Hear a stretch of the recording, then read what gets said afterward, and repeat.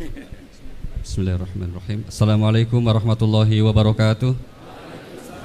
Alhamdulillah, salatu wassalamu ala rasulillah wa ala alihi wa sahbihi wa mawalah, amma ba'd. Yang sama-sama kita hormati Bapak Kiai Haji Bahauddin Nur Salim atau Gus Baha, Habib Hussein, Habib Ali, Bapak Ibu sekalian, rahimakumullah.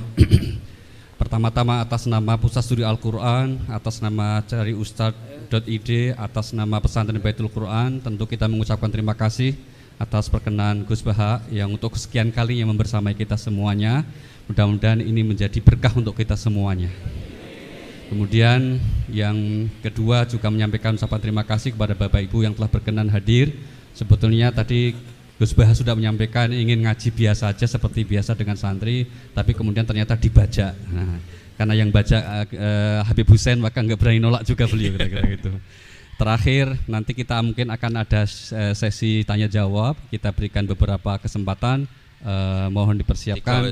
Tiga maksimal tiga. Maksimal beliau udah pesan 2 gitu. Nah itu nanti insya Allah kita beri waktunya dan kita akan sampai kajian kita akan sampai kurang lebih jam 8.00.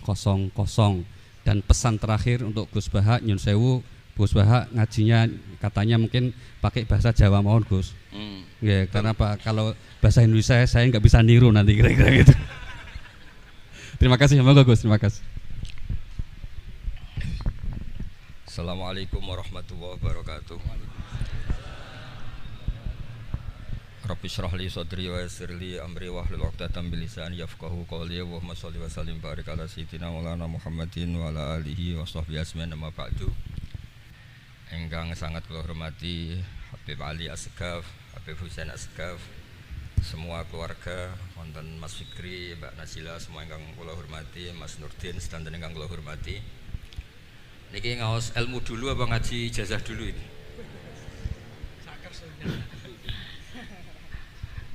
Ini kok malah aneh. Mboten usah ribet. Mboten Cek 1 2. Pakai ini aja, tidak usah ini aja.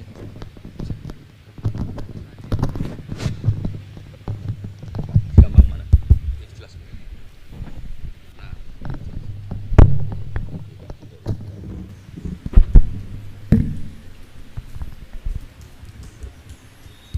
Ya, niki ngaji ilmu dulu, nanti bagian terakhir ijazah. Bismillahirrahmanirrahim. Ini riwayatul Bukhari. Haddatsana Abdullah bin Yusuf, haddatsana Les, haddatsana Sa'id al-Maqburi an Nabi Hurairah radhiyallahu anhu qala an-nabiy sallallahu alaihi wasallam. Ma minal anbiya'i nabiyyun illa qad u'tiya minal ayat ma mithluhu amana alaihil bashar. Wa inna ma kana alladhi utituhu wahyan awhahu wa ilayya fa arju an akuna aktsarahum tabi'an yaumal qiyamah. Dados kita tahu semua nabi itu punya mukjizat, ya, semua nabi itu punya apa? Mukjizat. Mukjizat itu hal yang luar biasa yang memastikan manusia itu tidak bisa menyainginya atau menandinginya. Dan rata-rata mukjizat nabi dulu itu fisik. Misalnya ontanya Nabi Soleh itu kan onta tapi keluar dari batu, itu kan aneh, aneh sekali. Atau tongkat Nabi Musa bisa simsalabim mengeringkan laut apa? Merah. Semua nabi itu punya mukjizat dan semuanya berbentuk fisik. Kecuali mukjizatul Rasulullah Shallallahu Alaihi Wasallam itu berupa Al-Quran. Al-Quran itu konsep ilmiah. Terus kata Rasulullah Shallallahu Alaihi Wasallam, tapi saya karena Quran itu justru berharap pengikutku besar dan sampai hari kiamat. Sekarang kita logika ya. Andaikan kamu punya tongkatnya Nabi Musa, kalau kamu suka uang, kepikirannya dijual apa dipakai? Kalau kamu suka uang, dipakai. Kalau kamu ahli suudon itu pikirannya ndak, ini asli ndak. Karena yang melihat di Turki itu ya sebagian gitu. Kalau yang suka perdukunan itu bayangkan itu miliknya.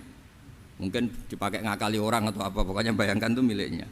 Kalau yang kolektor pikirannya itu nanti ini laku berapa. Tapi kalau peneliti mungkin pikirannya itu ini asli apa enggak? Bukti aslinya apa? Repot lah. Lagi pula kalau kamu punya utang terus mau apa? Istri kamu marah mau apa? Kalau pakai tongkat. Nah, beda dengan mukjizatnya Quran itu semuanya apa? Ilmiah. orang yang sedang harmonis dengan istri bisa pakai ayat di antara ayat-ayat Allah itu apa? Wa ja'ala bainakum mawaddatan warahmah. Nanti kalau ditakdir cerai, saya tidak menyarankan cerai. Kalau ditakdir cerai, itu masih dimotivasi sama Allah, wa iya tafarraqa yughnillahu kullam min sa'ati. Jika suami istri itu cerai, jangan-jangan suaminya dapat istri lebih baik, istrinya nanti dapat suami lebih baik. Jadi yang masa lalunya dianggap prahara. Kan banyak orang suaminya meninggal ketika nikah lagi ditanya, kangen sama suami pertama, alhamdulillah ini lebih baik. Padahal suaminya yang meninggal itu berharap istrinya ini kangen, ternyata dia sudah syukur dapat suami yang lebih baik. Jadi Quran itu menunggui kita ila yaumil qiyamah. Kita tidak bunuh diri, itu ya barokahnya Quran. Karena problem apapun kita dinasihati sabar, dinasihati sabar. Kan nggak mungkin kamu pegang tongkatnya Nabi Musa, punya masalah apa saja ngelihat tongkat, bisa apa tongkat. Tapi kalau Quran kan nasihat, solusi. Makanya Nabi berharap dengan Quran ini, saya berharap pengaruh saya, pengikut saya terbanyak ila yaumil qiyamah. Terus beliau dikomentari begini sama, ini Fathul Bari, sarahnya Bukhari. Al-muradu anna mu'jizatil anbiya inqaradat binqiradi a'sorihim. Falam yusyahidha illa man hadaraha. Problem mukjizat nabi-nabi dulu itu kan fisik, sehingga yang tahu kalau Nabi Soleh punya unta yang ajaib itu yang tahu ya hanya yang hadir saat itu. Yang tahu kalau tongkat Nabi Musa bertuah itu juga yang tahu hanya yang hadir saat itu. Selebihnya tahu tongkat ya di museum. Tapi kalau Quran menjadi solusi, menjadi panduan, menjadi pegangan itu ila yaumil qiyamah. Kita beri contoh ya, Quran panduan yang paling gampang misalnya begini. Dulu ini cerita ya. Dulu itu ada orang kafir cerdas namanya Jubair bin Mut'im. Itu saking pinternya dia, pinter juga tokoh. Itu sebagai delegasi pembebasan Asra Badrin. Jadi tawanan-tawanan perang Badar itu mulai dulu ya ada negosiasi mau dibebaskan. Terus orang-orang kafir ini menugaskan namanya Jubair bin siapa? Mut'im. Ini ada di Bukhari. Karena ini ngaji di Jakarta. Kalau orang nggak tahu hadis juga tanya ini sahih enggak itu. Wong nggak tahu kok tanya itu, wah aneh-aneh. Padahal kalau dibodoni itu ya nggak tahu. Tapi ya tetap tanya, hadisnya ini sahih enggak? Ini kata kiai apa kata nabi ini ya. Memangnya kata nabi kamu dengar kan ya lewat kiai. Setelah itu Jubair itu datang ke Madinah. Dengerin ya, datang ke mana? Madinah. Kemudian dengar Nabi baca Wattur pas sholat maghrib. Jubair karena Nabi dulu gak ada hotel, gak ada pondok ya. Pondoknya Nabi hanya sufah itu. Nabi baca maghrib, bukan diskusi, bukan debat, baca Wattur wa kitabi mastur fi raqim mansur wal baitil ma'mur wasaqfil marfu wal bakhril masjur terus itu. Kemudian sampai pada titik ayat am khuliqu min ghairi syai'in. Masa manusia atau alam raya yang maujudat, yang nyata, yang wujud nyata. Kemudian asal usulnya itu ketiadaan. Ini kan hadhil alam maujud, alam ini kan nyata. Masa sesuatu yang nyata penciptanya itu tidak nyata. Jadi enggak mungkin ada faham nihilisme. Kalau faham nihilisme berarti melahirkan teori begini. Al adamu yakhluqu maujudan, sesuatu yang tidak ada menciptakan yang itu kan akal gak bisa nerima. Kalau sesuatu ini ada, penciptanya pasti ada. Terus akhirnya Jubair bin Mut'im itu simpuh di depan Rasulullah terus bilang, ya Muhammad kada qalbi ayatir, hampir saja hati saya terbang. Kalau riwayatnya Imam Ahmad, faka'anna masudi aqalbi, hati saya dihancur. Semua teori yang saya bawa untuk ngelawan kamu sekarang luluh semua, hancur semua. Yang benar adalah teori Anda bahwa Tuhan itu satu dan Tuhan itu ada sebelum semua makhluk. Coba kalau Nabi Muhammad ada Jubair bin Mut'im terus menyembunyikan tongkat dekat mihrab, terus dilihat ini apa, paling pikirannya ini dari kayu apa, terus yang bentuk tongkat itu tukang pemahatnya siapa, kok kurang keren, kalau di Blitur gimana ya, kan malah panjang. Kira-kira kalau mukjizat itu dari tongkat itu malah panjang. Panjang lah pokoknya, panjang. Lagi pula kamu coba kan nggak ngarah mandi, itu yang mandi kan nabinya bukan tongkatnya. Coba tongkatnya Nabi Musa coba anak-anak beki itu. Dipakai mukul kucing aja tidak mesti mati itu. Jadi enggak jelas mukjizat-mukjizat seperti itu enggak. Tapi kalau Quran menunggui. Sampai saking hebatnya Quran, teori rasionalitas, soal kampanye di mana-mana. Tingkat validitas, tingkat kebenaran Quran. Itu bahkan bisa diuji tanpa membuktikan. Tanpa apa? Membuktikan. Cukup pakai akal. Saya tidak bosan-bosan cerita ini karena ini khazanah kita. Di kitab Nailul Ma'mul itu, di kitab Usul Fikih. Saya berkali-kali cerita ini karena ini untuk menunjukkan bahwa Quran itu liqaumi ya'qilun, liqaumi yatafakkarun. Ada seorang kiai, seorang ustadz, kiai dulu itu ya memang orang soleh, alim terus jadi kiai. Kalau kiai sekarang tuh macam-macam, nganggur terus ingin jadi kiai, terus daftar gitu. Ada lowongan di yayasan masuk ingin jadi ustadz karena dengar ada gajinya. Dulu tuh tidak ada seperti itu, tidak ada. Makanya dulu itu kalau ustadz kiai pasti soleh karena dia alim terus ingin orang lain tuh mendapat ilmunya. Kalau sekarang nggak ada yayasan sehat, guru gajinya sekian. Yang nggak ingin jadi ustadz tuh daftar karena ada gaji. Apalagi ada kabar, ada gaji, ada mes, ada wah yang daftar banyak. Tapi mentalnya ada kiai sebetulnya. Ya kalau sampean tanya itu baik dah Gus, ya setengah baik. Ya maksudnya setengah baik ya ada baiknya lah, namanya profesi ngajar itu kan baik. Tapi setengah saja karena motifnya itu nyari gaji, bukan ingin mencerdaskan umatnya Rasulullah SAW.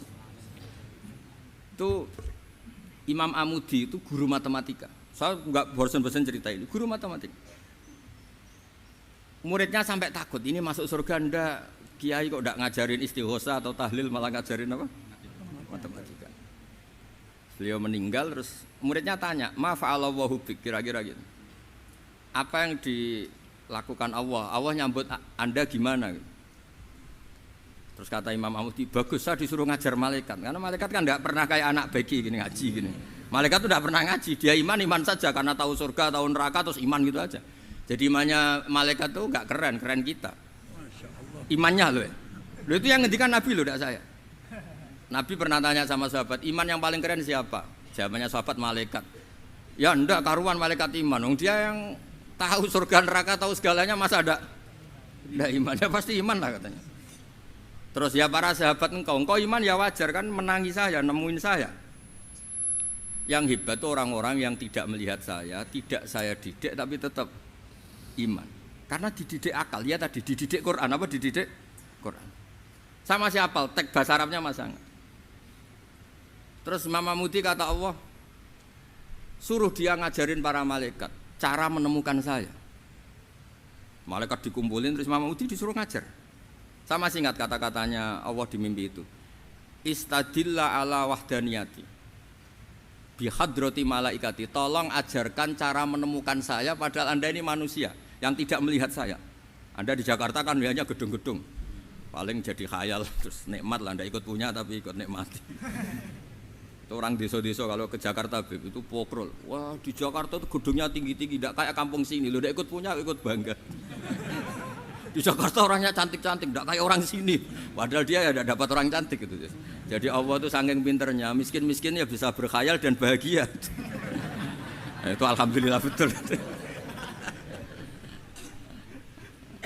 Akhirnya itu apa ini anak-anak begini saya tak niati ngajar standar anak-anak akademik. Terus pertama yang diajarkan hanya bilang gini, sama siapa teknya? Ya malaikat wahi para malaikat. Terus beliau bilang, nisbatus naini wassalasah ila malanihayata lahu nisbatul far'i ilal asli. Angka itu jumlahnya berapapun 2, 3 sampai triliunan. Semuanya itu nisbatul far'i ilal asli. Binisbat ilal wahid nisbatul far'i ilal asli. Angka 2 ya cabangnya 1, 3 ya cabangnya 1, 1 triliun ya cabangnya 1. Tetap yang asal usul adalah angka 1. Itu nangis semua malaikat. Cara Jawa itu mandekman kowe iman kaya imanku. Makanya imannya umatur Rasulullah SAW itu PD-nya yakinnya kayak imannya malaikat. Kalau Tuhan itu 1. Karena angka enggak bisa dimulai kecuali dengan angka 1. satu. Makanya nisbatus naini wassalasah ila ma la nihayatalahu iku nisbatul far'i ilal asli. Semuanya itu nisbatnya cabang ke induk. Berarti semua alam raya ini tetap asal usulnya satu, yaitu qul huwallahu ahad. Nah, itu namanya akal. Umatnya Rasulullah itu ditinggali mukjizat akal lewat panduan Quran, sehingga meskipun kita tidak menangi Rasulullah, tidak menangi sahabat, kita tidak tahu malaikat Jibril, tapi cara iman kita ini tidak kalah keren. Yakin, hakul, yakin. Terus kedua, gambar. Kamu gambar rumah, gambar hewan, gambar apa saja, mesti dimulai satu titik. Entah gambar kamu bagus, entah jelek, tetap dimulai satu titik. Nah, titik ini namanya nuqtatul wujud. Semua alam raya dimulai dari satu titik, yaitu nuqtatil wujud. Makanya Quran dimulai bismillah, dan bismillah itu dipilih sama Allah pakai pertama ba itu ada titik. Itu kata semua ulama. Itu titik itu singkatan dari bi kana makana wa bi yakunu mayakun. Karena saya semuanya ada. Bi itu karena saya. Jadi makanya santri-santri beki tidak usah bayangkan kamu jadi wali terus bisa terbang ke Mekah, tidak usah. Kalau terbang ke Mekah ya sudah umroh aja bayar. Kalau enggak ya maklaran KBIH atau apa. Pokoknya cari gratis itu. Ya gratis kan, dapat orang 10 gratis satu. Terus orang enggak umroh-umroh dirayu-rayu supaya umroh. Repot. Itu pelanggaran fikih itu. Kalau orang punya utang itu wajibnya nyaur utang dulu gitu. Wah repot. Saya itu juga sering bingung di kampung-kampung. Gus sama umroh. Kenapa? Dapat gratisan. Minta uang saja buat nyaur utang. Enggak boleh Gus. Wah secara fikih yang wajib itu nyaur utang bukan umroh. Enggak boleh Gus diminta uang, enggak boleh, harus umroh. Udah gitu saya ini bingung Gus mau umroh. Enggak nikmati. Kenapa? Disuruh ngajar Gus. Repot semua kalau ibadah mergawe ya gini, bingung semua. Ya saya mohon anak-anak BK semuanya yang seneng Quran itu harus seneng sampai kayak saya, sehingga tahu istidlal, mencari Tuhan dengan cara tauhid yang berbasis akal itu sedzahir imannya malaikat.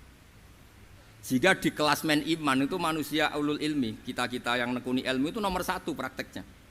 Karena nomor satu itu Allah karuan kan, syahidallah, Allah kan enggak tertandingi, syahidallah annahu la ilaha illallah. Terus wal malaikatu, malaikat kan karuan karena langsung menyaksikan surga. Dan ketiga apa? Wa ulul ilm. Berarti prakteknya kan nomor satu. Kalau kompetitornya semuanya manusia, ulul ilmi nomor berapa? Satu kan? Nah nomor tiga kan dari Allah, malaikat, ulul ilm. Berarti kalau kompetisinya antar manusia nomor berapa? Satu kan? Nah kenapa ulul ilmi di nomor 3 kan tapi dari Allah, malaikat, ulul. Kerennya kayak apa? Karena cara iman ulul ilmi itu enggak ada ragunya sama sekali. Kamu ragu enggak kalau 2 itu cabang dari 1, asal usulnya 1? Enggak pernah kan ragu kan? Semua gambar seruat apapun dimulai dari 1 titik, ragu enggak? Enggak kan? Nah imannya umatnya Nabi karena dipandu oleh Quran itu seyakin itu, sehakul yakin itu. Nah itu terus Jubair bin Mut'im jadi iman. Am khuliqu min ghairi syai'in am humul khaliqun. Terus kata Allah lagi, kalau kamu tidak percaya saya yang bikin langit bumi ya gampang dong. Kamu saja yang ngomong kalau kamu yang bikin. Paling orang sepakat kamu stres. Terus hanya ayat gitu, am khalaqus samawati wal ard. Kalau kamu tidak yakin Allah yang bikin ya silakan Anda klaim